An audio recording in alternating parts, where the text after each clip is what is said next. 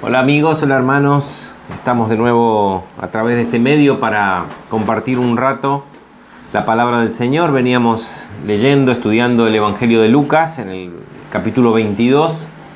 Habíamos creo que terminado el versículo 46, habíamos avanzado un poquito en el a partir del versículo 47, el texto que nos remite al arresto de Jesús.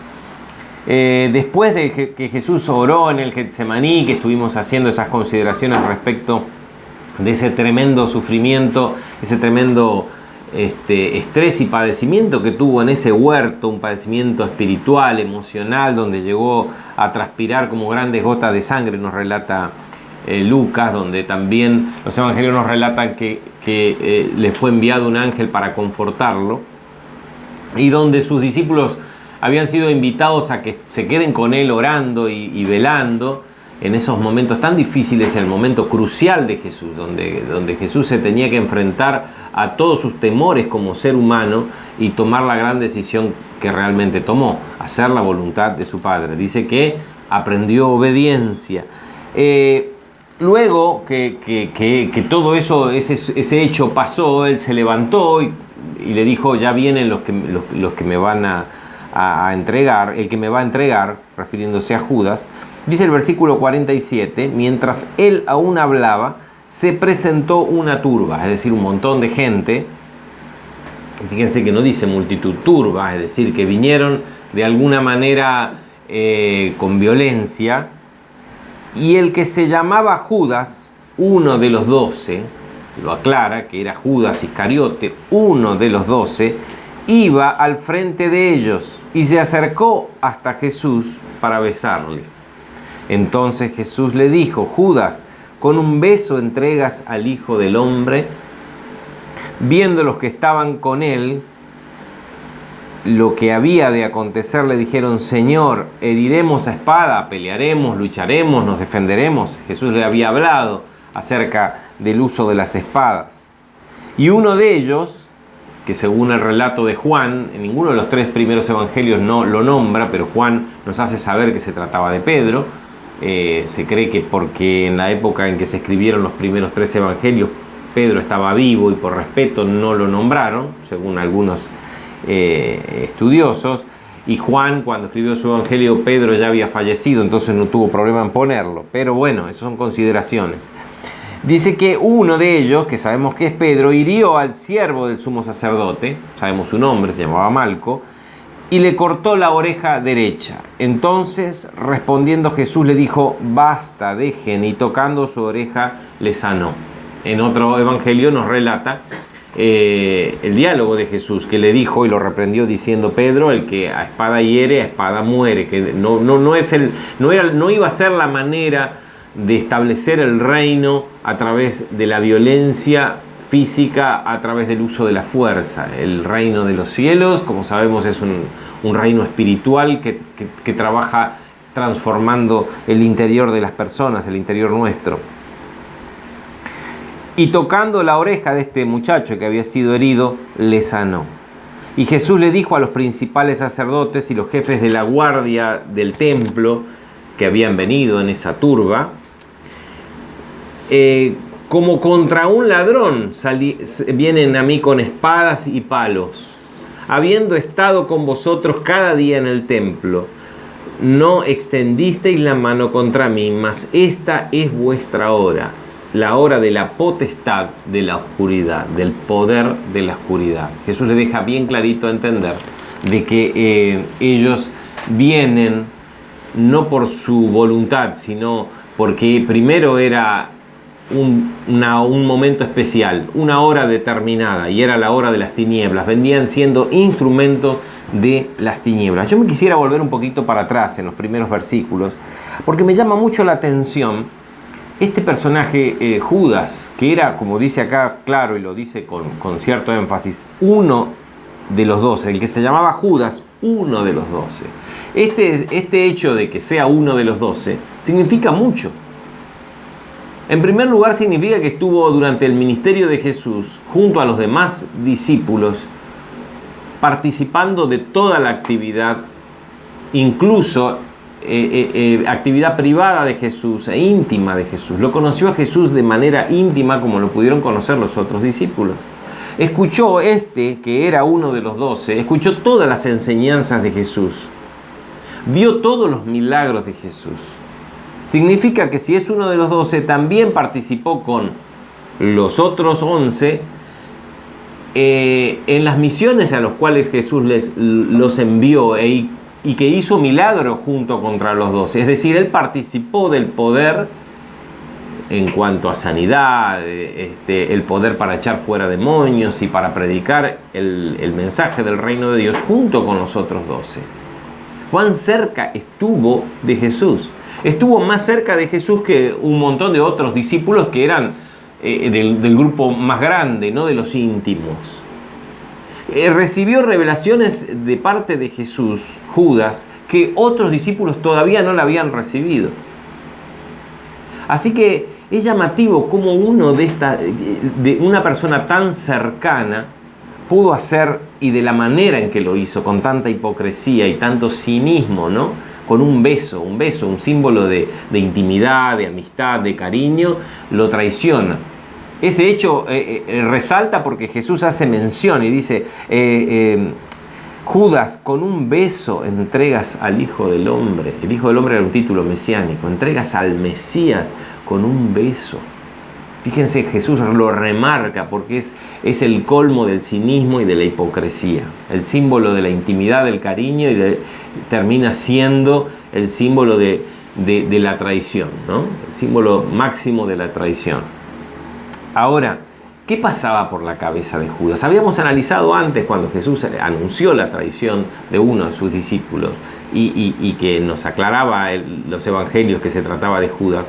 Primeramente nos dice que el diablo puso en el corazón de Judas, y después nos dice más adelante que el diablo entró en Judas. Si habíamos analizado en aquel momento cómo no fue que directamente vino, le puso ideas en el corazón, en la mente de Judas, y Judas las cultivó, las conservó, las incubó, como dice Santiago, concibió y terminó dando a luz el pecado. Y ahí es ahí donde hay tierra fértil para que el diablo pueda hacer lo suyo. Por eso lo de Judas, si bien había sido ya predestinado y había sido puesto para este trabajo, para justamente esta ocasión, él no va a quedar sin castigo, no queda sin juicio, porque él voluntariamente dio lugar a Satanás. Él voluntariamente dio lugar al desarrollo del pecado y terminó siendo instrumento de Satanás, porque dice, Satanás entró en él y ahí se puso en marcha este plan tan vil de traición. ¿Cuántas veces cómo esto nos debería advertir a nosotros? Que podemos conocer mucho de Dios y del Señor y del Evangelio. Podemos creer que estamos cerca. Podemos participar incluso de los poderes del reino venidero, ¿no? Poderes de sanidad, milagros. Podemos incluso enseñar y predicar el mensaje del Evangelio. Pero ¿cómo nos debe amonestar este pasaje? Porque dice Pablo, ¿no? El que piensa estar firme, cuidado, mire que no caiga, porque somos seres humanos. Entonces, lo que tenemos que estar atentos es al momento en que el diablo nos pone cosas en la cabeza, nos pone ese detalle de incredulidad por algún suceso, alguna palabra, alguna situación, ¿no? Nos hace dudar de la bondad de Dios, nos hace dudar porque no entendemos. Evidentemente, Judas no entendió la misión de Jesús, no entendió lo que Jesús estaba haciendo. En realidad, ninguno de los otros había entendido nada. Hasta que vino el Espíritu Santo, les fue aclarado, le trajo la verdadera luz. Ellos no entendieron, y lo vamos a ver en los pasajes siguientes, cómo ellos no entendieron, pero aún así se aferraron y no dieron lugar a renegar de la manera en que lo hizo Judas. Yo creo, y a mí me resulta una luz roja de advertencia, es decir, cuidado, uno cree y uno a veces incluso levanta el dedo y condena a otros porque han caído, porque han pecado, porque han fallado, y uno tiene que prestar atención en las cosas que tenemos en el corazón cada día, las circunstancias que nos dejan cuando pasan por nuestra mente, las situaciones que tenemos que vivir cada día. ¿Qué nos deja? Si nos dejan cosas sucias que tienen que ver con incredulidad, que tienen que ver con el pecado, es un momento rápido, tenemos que ir a los pies del Señor y limpiarnos, porque es ahí donde el diablo trabaja y empieza como el león rugiente a rodearnos y espera que fallemos un poquito y que le prestemos tierra fértil para su tarea. Así que bueno, ese es el caso de uno de los discípulos, Judas, vilmente, ¿no? Después, él no sé qué le pasó por su cabeza, porque comprendió evidentemente las cosas no salieron como él quería o había planeado. No sabemos qué había pasado por la mente de Judas. Sabemos que el diablo le puso algo en su mente y él lo llevó a hacer lo que hizo. Pero ¿qué sintió? ¿Qué pensó? ¿Qué conclusiones sacó su mente ya confundida por el quehacer del diablo? Al final terminó como terminó, remordido, con una carga de conciencia tan fuerte y tan tremenda que lo terminó llevando al suicidio, ¿no es cierto? Bien, eso en cuanto a Judas. Y respecto de todo lo que estaba aconteciendo, vemos a Jesús dominando, a Jesús en control de las circunstancias. Si uno estuviera de afuera observando ese hecho, uno dice, uy, lo llevaron preso a Jesús. Uy, lo golpean a Jesús mientras se lo llevan preso. Y al final Jesús perdió el control de todo. Veníamos bien, veníamos zafando, esquivando a los fariseos, esquivando a estos judíos que lo querían de alguna manera, esta élite de religiosos que lo querían matar y falló, no pudimos. ¿Qué pasó? Sin embargo, podemos observar por el relato y las palabras de Jesús cómo Jesús tenía todo en control. Una vez que Él entregó su voluntad al Padre, dijo, no me apetece, no quiero pasar lo que me toca pasar, no quiero beber esta copa, pero que no sea mi voluntad. Entrego mi voluntad para que se haga tu voluntad. Se puso de pie y dijo, vamos. Y ya está, estaba todo en control. Jesús sabía que esa era la hora de las tinieblas. Para eso había venido a este mundo. Estaba en control. Y así también en nuestras circunstancias. A veces parece que está todo fuera de control, no lo entendemos, está saliendo todo mal. Jesús debería tener éxito, las multitudes deberían seguirlo. Jesús con el poder que tenía para hacer milagros, Él tenía que haber avanzado, haber tomado el recuperado el trono de David y haber transformado al Israel en una potencia mundial y dominado el mundo con paz y justicia y todo lo demás, que todo judío creía que así iba a ser. Parecía un total fracaso, pero desde el punto de vista de Dios, Él les dice, miren ustedes, estuve tanto tiempo y nunca pudieron porque no era la hora. Ahora estaba determinado, en la hora de las tinieblas, que ustedes iban a ser los instrumentos. Por eso acá estoy, vamos. Jesús tenía todo en control. Y ahora nos encontramos con la historia, a partir del versículo 54, de otro discípulo. Dice que prendiéndole, lo arrestaron y lo llevaron y lo condujeron a la casa del sumo sacerdote. Según el relato de Juan, el sumo sacerdote aquel año se llamaba Caifás. Según el relato de Juan, primero lo llevaron a la casa de Anás, que era el suegro de Caifás, que tenía mucha autoridad. Y de allí lo llevaron, que también estaba en las instalaciones del templo, eran las casas donde vivían, eran las instalaciones del templo, lo llevaron a la casa de Caifás. Y Pedro le seguía de lejos. Todos los evangelios nos marcan este detalle. Pedro le seguía de lejos. Siempre Pedro siguió a Jesús. Pedro le seguía de lejos. Vamos a pensar un poquito en la vida de Pedro, lo que había pasado en estos días nada más. Pedro había sido un hombre, era un hombre, digamos, vehemente, un hombre arrojado, un hombre que actuaba antes de pensar. Lo vamos a ver así en muchos episodios de la vida cuando estuvo con Jesús. Y Jesús en algún momento le dice, mira Pedro, Satanás te pidió para zarandearte, así que no te preocupes porque yo también pedí para que en ese momento de prueba tu fe no te falte. No, Pedro en vez de decir, maestro, ¿y cómo va a ser eso? Y entrar en temor y decir, maestro, ayúdame, dame algún consejo. No, él no creyó la palabra de Jesús. Dijo, no, jamás va a pasar semejante cosa. Es más, yo voy a dar la vida por vos. Yo voy a ir a prisión y voy a dar la vida por vos. Porque Jesús le dijo, miren, todos se van a escandalizar. Y Pedro dijo, no, bueno, si se escandalizan todos estos flojos, yo jamás. Y ahí Jesús le dijo, mira, Pedro, que el diablo pidió para zarandearte, para probarte. No, yo jamás, hasta la muerte voy a ir. Eso sucedió durante la cena. Horas después Jesús estaba orando y lo llevó a Pedro, a Jacobo y a Juan que lo acompañaran a orar. Él se fue un poquito más adelante y le dijo, quédense despiertos conmigo. Jesús fue a orar en ese momento tan dramático del Getsemaní, donde Jesús estaba pasando una situación dificilísima, complicadísima. Cuando volvió a la hora, los encontró durmiendo. Este que estaba por dar la vida por Jesús no pudo ni siquiera velar una hora, estar despierto una hora. No les pidió que oraran, por lo menos que lo acompañaran, porque Jesús estaba en el peor de los momentos de su ministerio.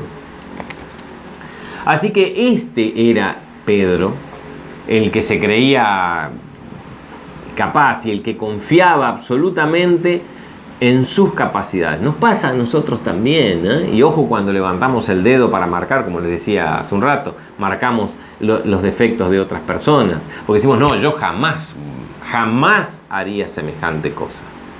Pero ese es el problema cuando confiamos en nuestra propia capacidad para ser fiel a Dios. Somos incapaces de ser fieles. Somos incapaces de realmente en los momentos difíciles ser fieles. Cuando las cosas van bien, pero somos los mejores cristianos. Cuando tenemos dinero, confiamos en Dios. Cuando tenemos una vida más o menos holgada, pero predicamos y enseñamos y hablamos de la bondad de Dios. En el momento de la prueba, si no hay algo extra, algo que no nos pertenece, algo que nos ha dado Dios, una fe que ha venido a nosotros por la intervención directa de Dios como regalo, entonces no, por más que nos propongamos, no vamos a poder soportar. Así que Pedro le seguía de lejos. Primer detalle que les estoy diciendo es, Pedro confiaba en sí mismo. Y él decía, yo soy un hombre duro, un hombre marcado y forjado por la vida, así que yo lo que prometo te cumplo, jamás te voy a... Pero acá ya le seguía de lejos. Los demás discípulos habían huido. Él, con otro discípulo que era amigo que le dejaron entrar al patio de la casa del sumo sacerdote, estaba ahí, pero le seguía de lejos. Y acá fue el segundo error, y es un error que nosotros también cometemos muy de seguido, ¿no?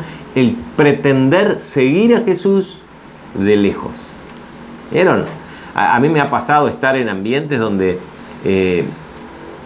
parece que no hay ningún cristiano, y después de un tiempo me entero que tal y tal y tal, todos escondiditos para no desentonar con el ambiente. En este caso, el ambiente era aterrador. El ambiente significaba que podía ir preso.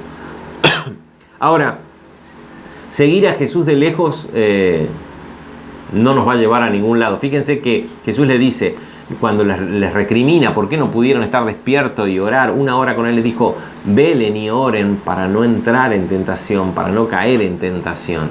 Pedro estaba justamente a las puertas de la más grande tentación, de la prueba que cambiaría su vida. En ese momento él tenía que estar más atento y sin embargo seguía a Jesús a la distancia. Lo justo y necesario. Yo soy cristiano, pero tampoco fanático. Tampoco voy a estar todo el día pensando y buscando cosas que tienen que ver con la religión y con Dios. Entonces Dios, está el deporte, está mi familia, y tengo a Dios también en la estantería como algo importante, así como mi familia es importante. No. Jesús reclama y Dios reclama el centro, ¿no? Amarás al Señor tu Dios con todo tu corazón, con todo tu ser. Y después viene lo demás, ¿no? Entonces, esto de querer seguir a Jesús de lejos nos pone en una situación muy complicada, donde dependemos de nosotros, y vamos a ver cómo le fue a Pedro. Dice que habiendo ellos encendido un fuego, estaban ahí con los guardias que lo llevaron hacia ahí, quedaron ahí, habían encendido un fuego para calentarse, se ve que hacía frío, y Pedro ahí escondido, disimulado, porque él quería ver qué pasaba con su maestro. Así que de ahí podría más o menos ver en qué terminaría la situación de Jesús. No lo quería abandonar, él no era un cobarde como los otros que huyeron directamente. Pedro también se sentó entre ellos, pero una criada al verle sentado en el fuego, se fijó en él y le dijo: hey, yo te conozco a vos. Una criada ahí de la casa de Caifás, ¿no? Yo a vos te conozco. Vos estabas con este hombre, con este hombre, con el Nazareno, con este que están juzgando acá. Y ahí fue que Pedro lo negó una vez. Y después otra vez le dijeron lo mismo y lo volvió a negar. Y en la tercera vez, no solamente que lo negó, sino que juró que no lo conocía. Y maldijo, según el relato de Mateo, maldijo, como confirmando que no lo conocía. Y ahí cantó el gallo. Y ahí justo lo trasladaban a Jesús, lo sacaban de la sala, estaba en el patio, y pasaba Jesús y las miradas se cruzaron. Y ahí se acordó Pedro lo que le había dicho hacía unas horas atrás, ¿no? Antes que cante el gallo me negarás 3 veces. No podemos continuar, lo vamos a terminar la semana que viene, pero acá se ve la humanidad y el nuevo tiempo de Dios para la humanidad. La condición de la humanidad incapacitada de cumplir con Dios, incapacitada de ser fiel a Dios. Nosotros estamos incapacitados de ser fieles a Dios. Y en esa mirada de Jesús, yo creo que ahí estaba la misericordia de Dios reflejada. Yo creo que esa mirada le hizo recordar a Pedro esas palabras tan tiernas de Jesús: no te preocupes, yo pedí para que la fe no te falte. Y Pedro salió, dice que salió de ese lugar y lloró amargamente en arrepentimiento. Qué dolor de haber... Él lo vio al Maestro. En esa mirada, en su presencia, pudo sentir todo el peso de su pecado. Y recién ahí pudo arrepentirse realmente y pudo sentir efectivamente que era incapaz de hacer nada por Dios. Estamos en el mismo puesto, en el mismo lugar. Estamos incapacitados. Por eso es la presencia de Dios. Ir a la presencia de Dios y tratar de encontrar su mirada. Y ahí nos va a reflejar realmente nuestra incapacidad. Nos va a hacer sentir la mirada del Señor, el peso y la gravedad de nuestros pecados. Y eso va a resaltar la gloria de su gracia. ¡Qué bendición! Porque Judas no tuvo esa mirada, no buscó esa mirada y terminó con remordimiento suicidándose, ahorcándose. Pedro logró encontrar la mirada del Señor en el momento más oscuro. Y sí pudo ver su incapacidad, sí pudo ver su pecado, pero tuvo la oportunidad de la misericordia. El Señor es fiel si confesamos nuestros pecados, dice Juan. Él es fiel y justo para perdonar nuestros pecados y limpiarnos de toda maldad. Así que no nos creamos nada, no creamos que somos algo delante del Señor. Lo único que tenemos que hacer es buscar su mirada, buscar su presencia, buscar que nuestra mirada se cruce con la de Él. Y lo que tenga que pasar va a pasar y va a ser para bendición de nuestra vida. Gracias por acompañarme hasta acá. Nos veremos la próxima semana. Dios los bendiga.